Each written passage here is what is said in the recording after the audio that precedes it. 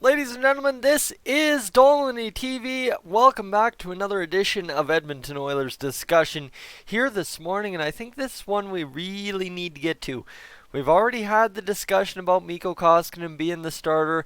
Mike Smith's done his job. Now it's time to let Mikko ride, that kind of stuff. That was last week. Now, a lot of people waking up to that fact this morning. Like I said, I had it a week ago, so we've already had that discussion here. So we need to have the next discussion get out in front of the discussion once again, and that would be talking about our two anchors on the top two pairings, or 2A, 2B if you want to call it like I call it 2A, 2B, 2C, in the fact that we have Darnell Nurse and Oscar Klefbom anchoring both those pairings, playing with rookie defensemen. Two rookie defensemen, I am very high on both of them, but the simple fact they are at the end of the day still rookie defensemen, and we need to keep that in mind when we start looking at how things kind of translate when those pairings are on the ice. So without further ado, what I want to get to is, this should be number one, this should be Mr. Oscar Klefbom's stats for the Edmonton Oilers. You know, it's crazy to think that he started playing with this team back in 13-14. The amount of games he's missed and everything over his career, it seems like I don't know what it seems like, but he's either been around forever or never really been around to come into full form. So what we're talking with Oscar Klefbom this year is 18 points and 17 assists and a goal in 28 games. He's a minus 10, 6 penalty minutes, and realistically, look at this. This is where it kind of gets ugly for Oscar Klefbom, is the simple fact that he has 10 power play assists and 7 even strength assists. So the guy literally is only producing offense to the caliber everybody says he is on the power play. And guys, I'm sorry, Oscar Klefbom is not the difference maker on our power play. You 100% can tell me that. Because you look at his shot, most of the time it's wrist shots. Yeah, sure, they're getting into the dirty areas, but we're not a dirty areas goal scoring team on the power play 99% of the time this season. We usually set it up and score a goal like Connor McDavid does from the side, or like Leon Draisaitl does, or you know what I mean? Like, yeah, sure, James Neal scored some dirty area goals, but those have been created by James Neal at least 50% of the time. So you're taking away percentages from Oscar Klefbom for being a difference maker on this power play. Now that's just one of the little arguments we'll get to. Now obviously, yeah, one thing you can say, you see the stats here. I always like to bring the stats because they're important. 1.6% shooting percentage. That is, at this point, a career low for Oscar Klefbom. So you know what? Maybe it's just a matter of getting him to shoot the puck more and getting that puck on net. But at the same rate, if you're not biting it, you're not biting it. And we saw that with Toby Reeder, and we're seeing that with Josh Archibald this season. Now, the other side, too, is Oscar Klefbom is now playing 25 minutes and 46 seconds per game on the ice. That is absolutely crazy. And the one thing that I think all of us should fear is the fact that Oscar Klefbom, guys, only had one 82 game season in his career. That's his career year, 38 points in 82 games. And by no means is Oscar Klefbom having a terrible season point wise. I don't mean to drag him through the mud there, I guess I should say, but 18 divided by 28 times 82, that's still on pace for 52 points, okay?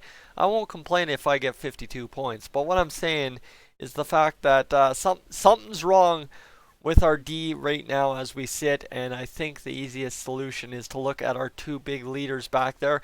It's hard to blame Adam Larsson at this point because, well, realistically, I don't even know what we're going to get out of Adam Larsson this year. Probably about everything we've gotten pretty much unnoticeable, except for that one gaff that somehow he recovers per game. That's all I've noticed out of Adam Larsson really this year. He had a stellar first game, but what are you going to do? So, you know what? This is all fine and dandy, right? Obviously, Oscar Klefbom pretty much on pace to outshine his career high in block shots. His hits are, well, maybe going to be a new career high.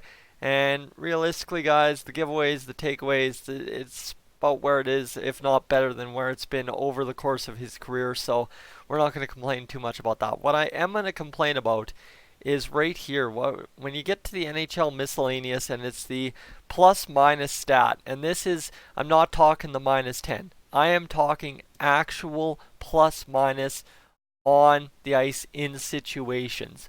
So what we're talking is total goals for that Oscar Klefbom has been on the ice for this season. He's been on the ice for a total of 44 goals. So guys, when Oscar Klefbom's on the ice, we score goals. Problem is, 22 of those goals have been on the power play. So think about this. Think about this for a second. We've had 22 goals on the power play while Oscar Klefbom's on the ice.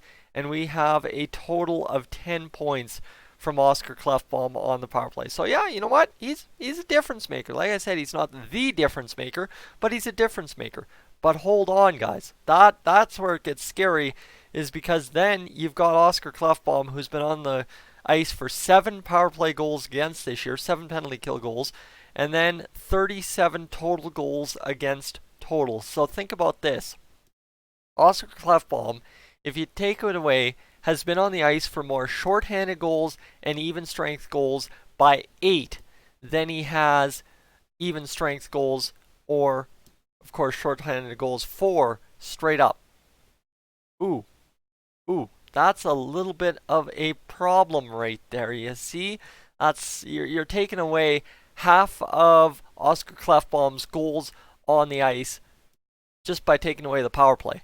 And that's exactly what I'm saying, is simple fact that I think we're covering up Oscar Klefbom a little bit too much by the fact that he's on the power play, the top unit, right? We're covering him up that much.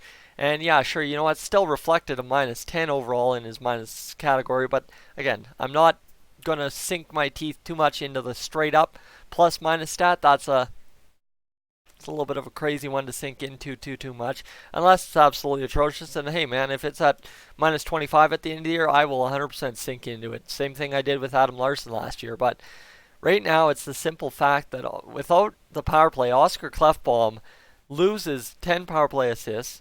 So right there, he's down to 8 points in 28 games, and he's doing nothing.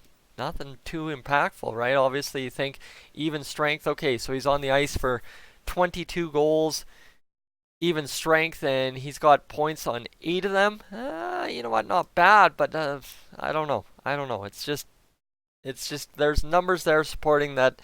Maybe Klefbom's not quite truly what we think he is, but at the same rate, like I said, we have to keep in mind that he's got the rookie defenseman with him. Right, he's got Caleb Jones, so you're covering for mistakes, and that's to the degree when you guys say, "Oh, Klefbom's not buying in the system. Klefbom's looking awful out there. Why is Klefbom so awful?" Remember, he's got a rookie defenseman, so it's not necessarily saying Caleb Jones is awful, but every mistake Caleb Jones makes has to be covered up by Oscar Klefbom. Caleb Jones is not to the point in the NHL where he can cover up his own mistakes. So that's why you might see in the past few games you've seen Oscar Klefbom having to cover up mistakes. And don't forget, he had to cover up a very bad mistake from Adam Larsson the other game as well. So it's just what do you do? You're damned if you do, damned if you don't. Wait, now if you're Oscar Klefbom at the same rate, to sit here and think that he's our number one defenseman and to think that he's a true number one defenseman is far-fetched at this point, because we're not getting the whole package, and that's what a true number one defenseman is. So now, guys, the argument becomes, I was going to cover Darnell Nurse in this, but I think it just turned into an Oscar Klefbom discussion, so we'll finish it with Oscar Klefbom. Is a simple fact here, guys, is if we get 52 points out of Oscar Klefbom, he stays healthy, he keeps playing these minutes, and the Oilers figure out the defense around him, right? Obviously, Adam Larsson returns to form, elevates back to that second pairing. Ethan Bear continues to develop.